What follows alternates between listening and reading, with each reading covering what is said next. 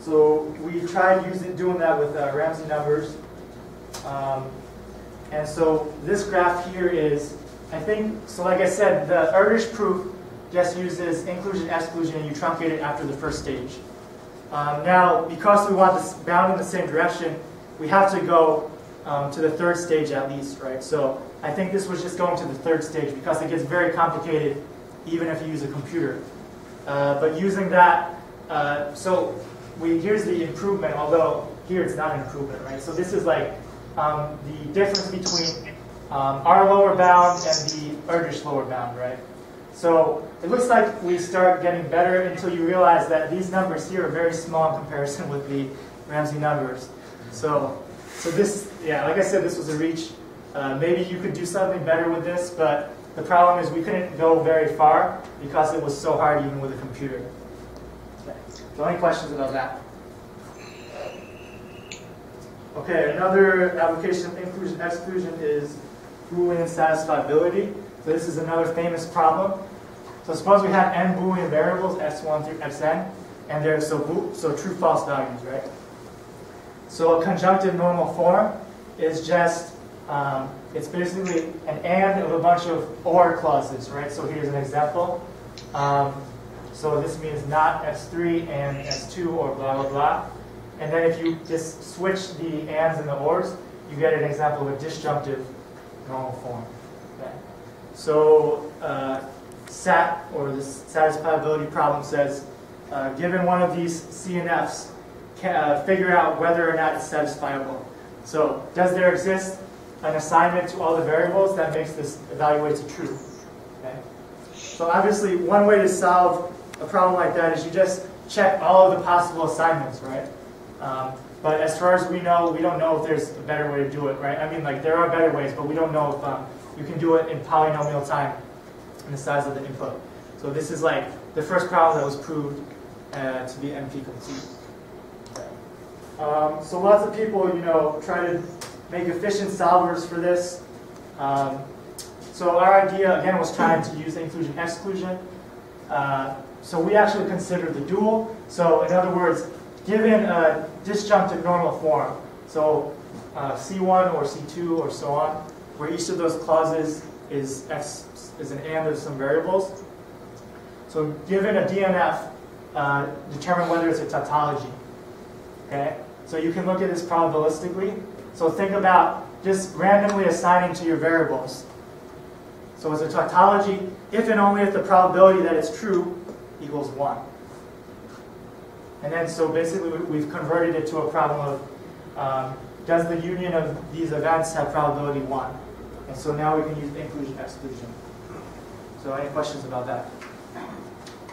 Yeah, and again, the results were nothing to write home about, but it was interesting. So we did, like, in our paper, we did different analyses of, like, how far do you have to go in inclusion exclusion before you get an answer, and we looked at how that depends on, like, your number of variables and number of clauses. Better than Maple in many cases. Yeah, so Maple has, like, a built-in is tautology function, and we did beat that in some cases, but I'm assuming that's not optimized for this kind of problem.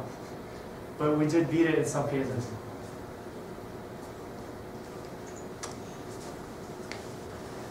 Okay, so the last thing I'll go over is covering systems and a Boolean analog. So we sort of pivoted. We were working a little bit on Boolean functions with the SAT stuff, and then we started looking into their relation with covering systems. So integer covering systems started out with Erdős around 1950. So it's basically a covering system is a covering of the natural numbers with a bunch of congruences, right? It's like I wrote over here, right? Finite number of congruences. So an exact covering means the congruences are disjoint, okay? And a distinct covering means the moduli are distinct. So like this example here, which Erdős find out is like your smallest example of one with distinct moduli. And then clearly this is exact because every integer is either even or odd, right? It cannot be both. So any questions about that? Okay.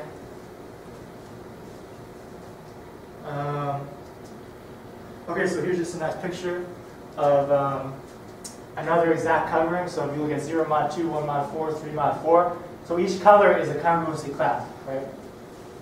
So that's another example of an exact covering because they're disjoint classes.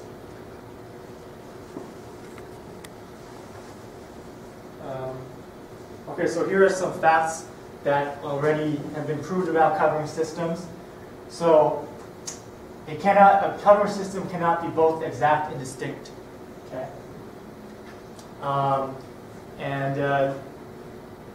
So those 4 people prove that result. There's a pretty elegant proof of that so you use generating functions. And actually, later on, someone proved that these people proved that it's even more than that. So like the highest modulus has to get repeated, right? So if you have a covering system that is exact, right? Then the highest modulus gets repeated at least twice, so it can't be distinct. And another question is, what about the smallest modulus? So let's call that M1, right? So the smallest modulus of a distinct covering system, can that be arbitrarily large? Okay? So we have examples of covering systems where the smallest modulus is pretty big, right? And the question that Erdish asked is, can we get examples where it's arbitrarily large? So that was like an open question for a long time. And then pretty recently, so 2015, Bob Hu proved that the answer is actually no. So the smallest modulus has to be less than 1 million. In fact, it probably has to be a lot less than 1 million, but we don't know. Okay. So any questions about that? Okay, and then an interesting thing that's going to relate to what we do later is actually, even though we're thinking of this as covering the natural numbers, right? A covering system is really just a finite thing because say your moduli are like M1, M2, and so on. If you know that the covering system covers the LCM of all your moduli, right, then it's going to cover everything else because it's going to be periodic. So in other words, if I give you a covering system, you only need to check that it covers finitely many integers to verify it as a covering system. Okay, so it's really like a finite problem. And these guys, Berger and Felsenbaum, they use the fact that it's really a finite object, and then they also use the Chinese remainder theorem to basically rephrase the whole covering system thing as a covering of a finite box. Okay, so you have some box in k dimensions where each side of the box is some prime number, and then you can formulate a covering system as a covering of that box with different subboxes, and each subbox represents a congruence. Okay. And again, that comes partly from the Chinese remainder theorem. Okay. And using this, they were able to expand even more on this kind of result. Okay. So using their formulation with like subboxes as your congruences, an exact covering means the subboxes are disjoint, and a distinct covering means you have non-parallel subboxes. So maybe this line is a congruence. You can't have this line also in your system, otherwise it would not be distinct. Okay. So any questions about that? So our work was to look at Boolean analogs of this. So like I said, the fact that you can rephrase it as a covering of a box, you can easily translate that to the Boolean case now, because basically you say, okay, instead of having the sizes of the box be prime numbers, let the sides of the box be all 2, right? So you look at some kind of Boolean cube. Okay.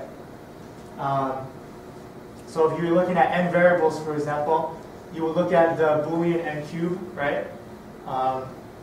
So you have all the points with n coordinates that are 0s and 1s.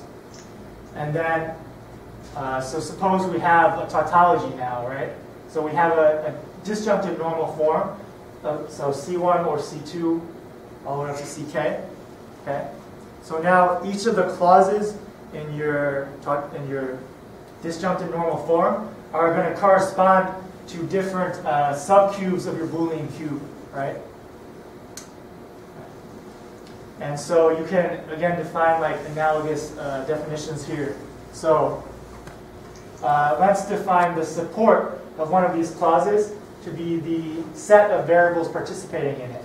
So if I have one of these clauses is x1 and not x2, the support is the variable x1 and x2. So that's like the analog of a modulus. Okay. So now, again, exact means the clauses are going to cover disjoint subcubes. Okay. So they're disjoint. So in other words, if I have any two clauses, they cannot both be satisfied. So any two clauses have to conflict. Okay. And for distinct, any two clauses are, all the clauses have to be supported on distinct sets of variables. Okay. So that's how we define the definitions in the Boolean case. So any questions about that?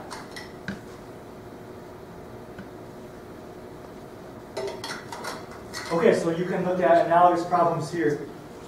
So for example, remember before we said that the minimum modulus of a distinct covering system cannot be arbitrarily large, right? It's bounded by some number. So in this case, actually the answer to that question will change. So in this case, the minimum clause size of a distinct DNF tautology can be made arbitrarily large. So if you have n variables, you can make the minimum clause size like n over 2. Okay. And there's, I mean, the construction is pretty easy. Maybe I can explain it later. But so it can be made arbitrarily large. And so now you could ask, well, like, how large can it be, right? If you have n variables, what is the biggest size of the smallest clause of your distinct tautology? So is everyone clear on that question? Okay. So you can get a bound on that with this density argument, right? So suppose I have a tautology, right? It has these clauses, and the smallest clause has size k, right? So now, since we're assuming it's a distinct tautology, at most it could include all the sets of size k, all the sets of size k plus 1, and so on, right? As variable sets. Because it's distinct, so you can't like have the same set of variables in two different clauses. Okay? And now each clause is going to cover, so suppose a clause has like I variables in it, right? Then it's going to cover 1 over 2 to the I of your points in the Boolean cube, right? So basically, you get this bound on the number of points covered by your tautology, and you want to make sure that's at least 1, right? Because it's a tautology, so it has to cover everything. And actually, yeah, this is not number of points, this is density, right? So this gives you an upper bound on this biggest minimum clause size, right? And if you just compute this for some values, the upper bound sequence looks like this. So the question is like, so that's an upper bound, so can we meet that upper bound, right? Can we find like an optimal tautology for a given n that has the smallest clause size equal to this number? So now this is where we did some experimental math. So we did different methods with Maple. First we just like programmed Maple to basically do a brute force search, right? For small values of n, you can just look at all the possible assignments to the knots, right? And so you can do some kind of brute force thing. And then we also tried like just, okay, what if we do it randomly?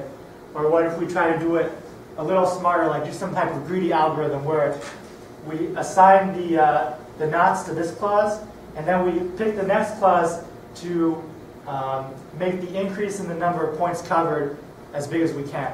And we do it greedily like that. Okay? So using those methods, we were able to get the optimal tautologies for like every n less than or equal to 14, except in the case for n equals 10, we could almost cover them all, but not quite. So that doesn't mean that there is none, it's just that we couldn't find one. So this, as far as I know, is still open. Any questions about that? And the final thing is, one of you do a similar question, but now instead of saying that the smallest clause is like size k, you say all the clauses are size k. So we have n variables, and we have this distinct tautology, and now all the clauses have size k, so it's a uniform tautology. So now the same kind of density argument will tell you that this inequality needs to be true. Okay? So that gives you this upper bound. And again, we were able to find optimal tautologies for n less than or equal to 14, but now set all these values, we couldn't find one. And for 3, we definitely know that. Yeah, for 3, not only could we not find one, but it's clear that you can do it. Okay. Any questions about that? Okay, so thank you for listening to my talk.